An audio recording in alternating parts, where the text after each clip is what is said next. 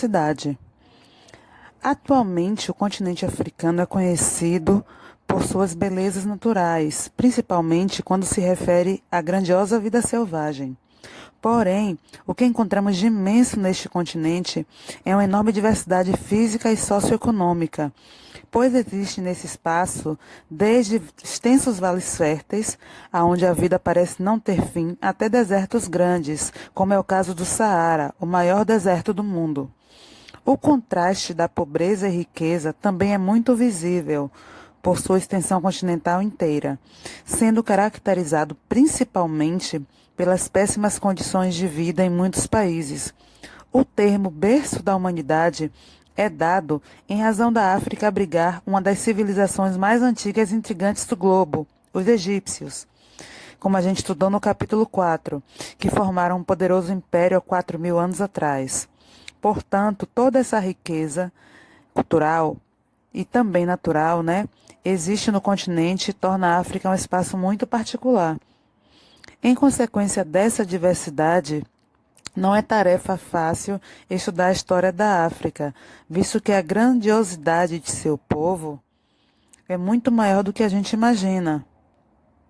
Para compreendermos a cultura material das sociedades africanas, a primeira questão que se impõe é a imagem que até hoje perdura da África, como se até sua descoberta fosse esse continente perdido, numa obscuridade dos primórdios da civilização em plena barbárie, numa luta entre homem e natureza.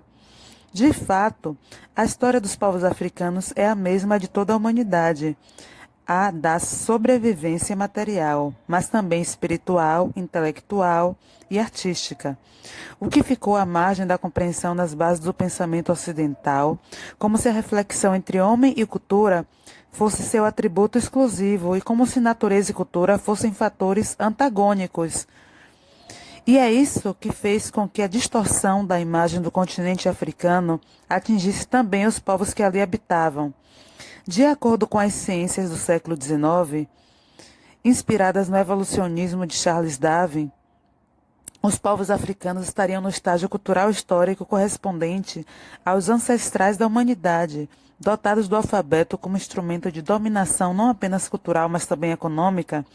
Os europeus estavam em busca de suas origens, sentindo-se no vértice da pirâmide do desenvolvimento e da história da humanidade. Vem daí as relações estabelecidas entre raça e cultura. Por isso, a história da África, pelo menos antes do contato com o mundo ocidental, ou em particular, antes da colonização, não pode ser compreendida tomando-se como referência a organização dominante adotada pelas sociedades ocidentais, que inclusive nos influenciou. Normalmente, fica no esquecimento, dado o fato colonial, que não existe uma África anterior, a que se convencionou chamar de África tradicional, diversa e independente, com suas particularidades sociais, econômicas e culturais. As sociedades ocidentais, assim chamadas por oposição às não ocidentais, que são, no caso, não europeias, se estruturaram fundamentalmente sobre o modo de produção capitalista. Além disso, o modo de produção dominante, e não existe apenas um, numa sociedade pode dizer muito sobre a vida dessa sociedade, mas certamente não comporta explicações de todas as dimensões de como os homens que a constituem compreendem sua vida e modelam sua existência. A degeneração da imagem das sociedades africanas de suas ciências e seus produtos é resultado do projeto do capitalismo, que difundiu a ideia de que o continente africano é cheio de tribos perdidas e não de civilização, especificamente como a gente entende hoje. É resultado também do etnocentrismo, ou seja, o etnocentrismo das ciências europeias do século XIX. É necessário também ver que a história da civilização trata do ponto de vista histórico-econômico. O imperialismo social na África é meio e produto do capital, ou seja, do sistema capitalista. Uma das formas grandes invenções que desde os descobrimentos reforça mais ainda a consolidação desse sistema econômico. As sociedades africanas tradicionais ou pré-coloniais tinham em suas atividades econômicas uma das formas de sobrevivência, de acordo com o meio ambiente em que viviam e de suas necessidades. Haviam muitos povos nômades que precisavam se deslocar periodicamente, que também no caso seriam os seminômades, e os povos sedentários que fundaram seus territórios, chegaram a construir grandes reinos e desenvolveram atividades econômicas produtivas e bens de consumo em que se destacaram na arte de escultura e na metalurgia. O que a história oficial procurou velar é que os africanos desenvolveram várias formas de governo muito complexas, baseando-se seja em sua ordem genealógica, em clãs e em linhagens, e seja em processos iniciados, classes de idade, ou seja ainda por chefias, no caso, unidades políticas sob várias formas. Algumas grandes chefias consideradas estados tradicionais são conhecidas desde o século IV, como a primeira dinastia de Gana. Mesmo assim, posteriores a grandes civilizações, cuja existência pode ser testemunhada pela arte, como a cerâmica de Nok, na Nigéria, datada do século V a.C. ao século II d.C. Aliás, ela é uma das produções mais antigas pelo tráfico do mercado negro das artes na África, que coloca em risco toda uma história ainda não completamente estudada. Os impérios de Gana e Mali e outros se sucederam na África Ocidental durante toda a Idade Média, que acontecia na Europa. Reinos da África Oriental e Central, como os Lunda e Luba, se disputam entre os séculos XVI e XIX, sendo considerados semelhantes aos estados de modelo monárquico ou imperial. Outros estados centralizados marcam relações de longa data com o exterior, como o Reino do Congo, a partir do século XIII. Então, é importante relativizar o peso conferido ao continente africano enquanto um dos territórios das descobertas, como também é o caso aqui das Américas. Nos dois casos, tanto na África quanto na América, a história dos povos que habitavam lá e aqui era considerada como inexistente pelos europeus, como se fosse resultado de uma cultura não europeia. Então, eles não consideram esse período histórico desses lugares, África e América, antes das descobertas pelo povo europeu. Normalmente, se esquece de pensar que a ação civilizatória europeia era para tirar suas elites da emergência de sua própria falência econômica. Os europeus precisavam de novas terras e mercados para alcançar poder, e fizeram isso,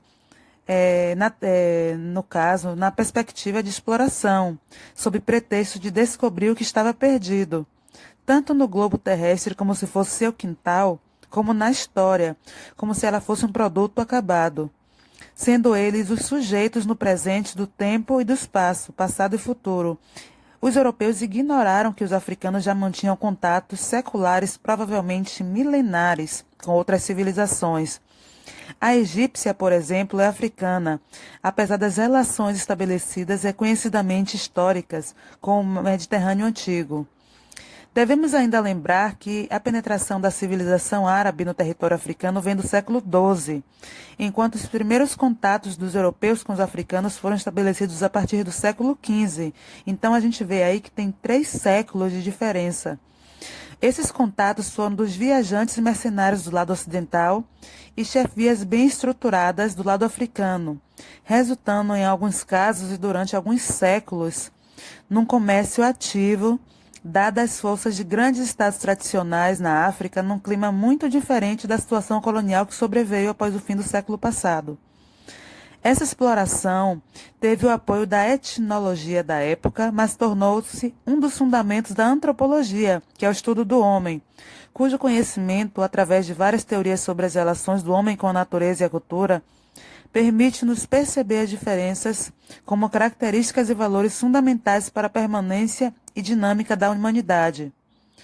É através dela que se permitiu reconhecer que os estados tradicionais africanos não foram instrumentos de governo eficazes e agentes da história, mas estimularam a produção de grandes patrimônios materiais, como as artes, como sua culinária e coisas que a gente até hoje chegou aqui e a gente consome sem saber que é de origem africana.